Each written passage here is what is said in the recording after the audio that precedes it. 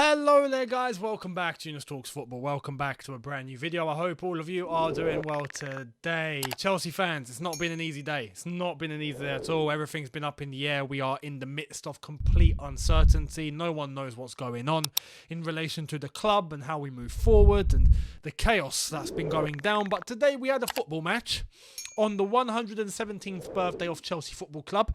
And for those that are normally familiar with May being the time where we have a birthday, March is where the club, rather than being founded, was actually first created in a pub right opposite Stamford Bridge. And today is that day 117 years ago.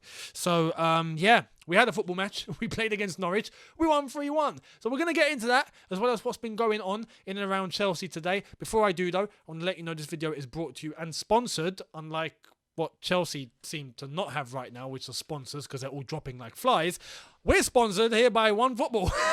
So, OneFootball app, link in the description. Make sure you hit that link for all of your footballing news and your latest, especially with the whole Chelsea saga and what's going on around Roman and the British government and sanctions and frozen assets and whatnot. You'll find it all in the OneFootball app. So make sure you hit that link in the description, as well as all the latest in relation to matches and team and player stats, etc., results, standings. You'll find it all there. So make sure you download it. Link in the description. Hit it now and enjoy.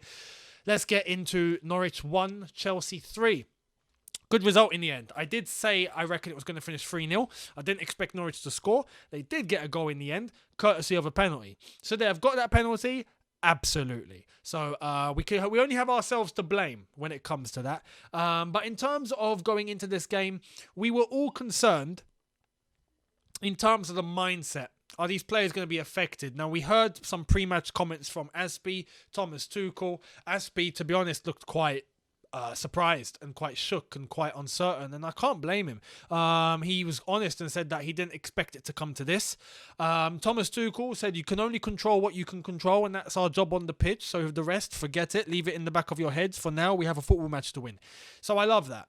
I love that. As well as that, Thomas Tuchel has already made his situation clear in terms of his future. He's sticking around. He's staying loyal. He's not bouncing and leaving the ship or leaving the sinking ship, if some want to call it a sinking ship. I don't really truly believe it is a sinking ship. I think it's a ship with a dent in it. And water's coming in, yes, but it's not sinking yet. You know, that's how I think it is at the moment. We'll see what happens with Chelsea Football Club after what's going on today. Obviously, the latest is that the sponsors have now cut themselves away from Chelsea. 3 have suspended their sponsorship, so we will no longer be wearing 3 for the foreseeable future. There won't be any 3 branding around Chelsea. That's all been taken down. I think Hyundai, Zap, Hublot, Trivago, they're all in the same boat. I think they're all going to be suspending at some point soon. We'll wait and see what happens going into tomorrow. I think we're going to get more announcements. But in relation to today, we wore 3, and that's going to be the last time. And it's, as well as that, I think the last time we might see away fans at a Premier League game for Chelsea, because we've got Lille coming up, and I think that is going to be a game where we will be able to send away fans. Middlesbrough in the Cup, if I'm not mistaken, we might have away fans for that as well. Apart from that, though, that's it. That's it. And there's no more, because tickets are not being given to fans any longer. If you've got a season ticket, you can go. If you don't have one, you can't go. So unless if Chelsea open it up for free, which is obviously an idea, but it's not something Chelsea have, I don't think, ever done. And I don't know if they will do it. We'll wait and see, though.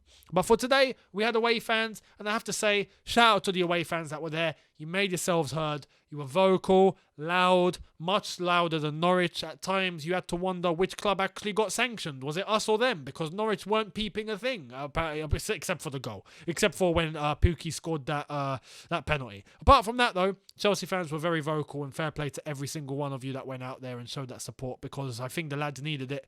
The lads stuck together. We started the game very, very well today. Very, very well. Very positive. We came out all guns blazing, and we got a goal immediately from Trevor Chalobah. Ball into the box from a corner. Boom.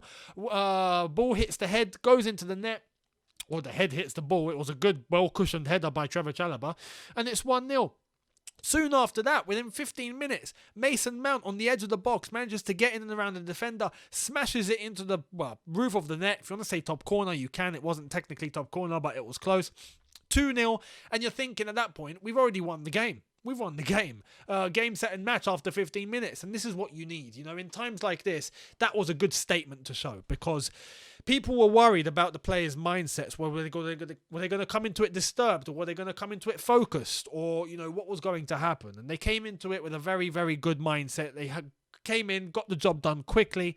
For that first half, that was a very good first half. Very good first half. Now, in terms of the personnel that started, we went Edouard Mendy, Christensen, Chalobah, Thiago Silva. We went Jorginho and Kante midfield, Saul on the left-hand side, Azpilicueta on the right-hand side, and Mason Mount, Kai Havertz, and Timo Werner as the front three, or the two behind Havertz, if you want to put it that way.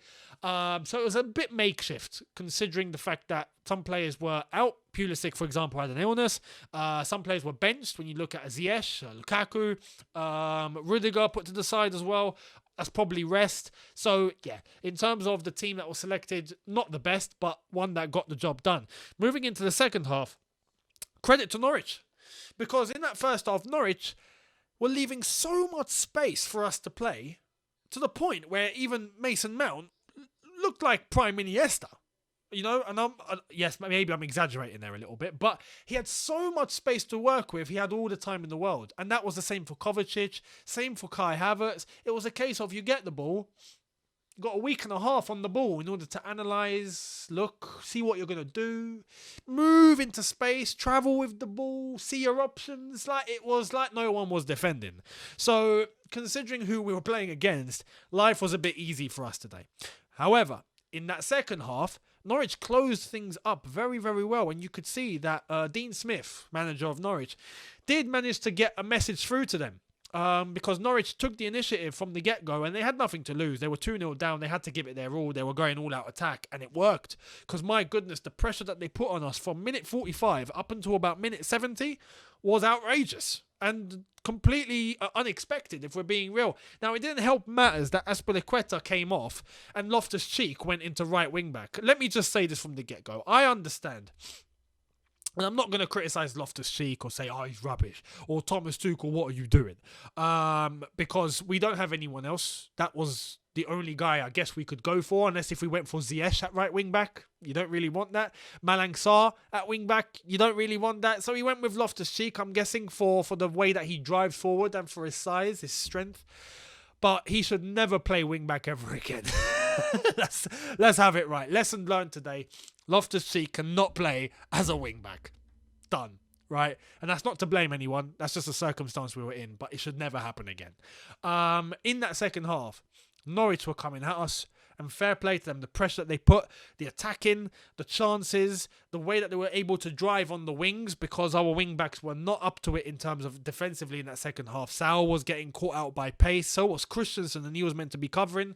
Sargent managed to get around him. Aaron's managed to get around him. We had Rowe come on afterwards to add some pace on the right-hand side. On the left-hand side, it was a case of Loftus-Cheek getting exposed time and time again. So there was a lot of avenue to go down the sides and then create the chances. And that's what Norwich relied on. And it worked for them. Soon after, they got the penalty with a ball into the box and Chalobah doing just a very stupid thing. He's literally just putting his arm out like that to block the ball. I mean, why? You're 2-0 up. There's no need to put your arm out. If it's a final and you're trying to salvage a result or you're losing or something, right? Okay. You try, you pull it out of the hat. Maybe the ref won't see it. Even though there's VAR. So it doesn't really come down to anything good to even think of doing that. But he done. He put his arm out. Blatant penalty. I'm surprised he wasn't booked for it, because you could tell it was deliberate. It was deliberate. Penalty taken by Pukki. Scores 2-1.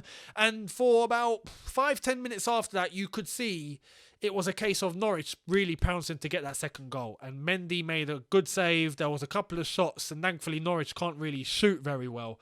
I mean that with respect, but the amount of shots that they had going over the bar and wide, if that was on target, they'd be threatening Mendy more, they might score. Soon after, though, coming towards the end of the game, Kante comes on with Lukaku, and I believe that changes it. Kante coming on with all that energy, they couldn't keep up. Now, Norwich were already weak in terms of central midfield. We had that control. you add Kante into the mix and it's a wrap. And that's exactly what he done. He came on, he started moving about, he started intercepting, started passing, started sending the ball diagonally, started cutting opposition off, started cutting passes off, managed to literally win the ball in the box with the Norwich defenders just sleeping, literally passing amongst themselves, and Kante runs up to them and goes, okay, I'll take it, cheers, and he takes it and lays it off to Kai Havertz at some point after that. Kai Havertz manages to tuck it out in and around the defender, smashes it into the roof of the net as well, pretty much top corner as well for Kai Havertz, and he makes it 3-1, game, set and match, job done, Bob's your uncle, thank you very much. And overall, that was a good statement to have. We needed that, because let's have it right, the possibility of Chelsea being deducted points at the end of the season is on the table. Now, I'm not saying it's going to happen. If Chelsea were to end up in administration, which is a possibility now, it's a possibility, even though I don't think it's going to happen, because for a club to go into administration, you need to not have a buyer come in and save the club. And I think we have loads of interest. So if the club gets taken off of Roman officially and it's seized or it's handed over, or Roman just washes his hand off the club, which he hasn't done yet, which is why there's all of this going on, there's a case of possible administration if a deal isn't done with someone else by May. And if that were to happen, Chelsea would get 9 points deducted. So just in case, you know, it'd be nice to just keep winning. That way we can build a cushion. That way, just in case, if it happens, we're still in the top 4. Right now, if we were deducted 9 points, we would fall out the top 4. You don't want that. We need to win matches. So hopefully we can keep it going.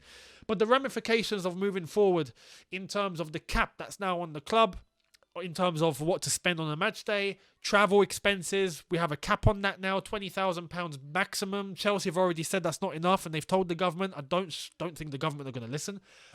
So there are worrying signs now in terms of Lille in the Champions League, how we move forward, how do we travel, even in terms of going to away games here, let alone having to travel into Europe. There's a lot of question marks. So we'll see what happens, and it doesn't help that we've got sponsors leaving us left, right and centre.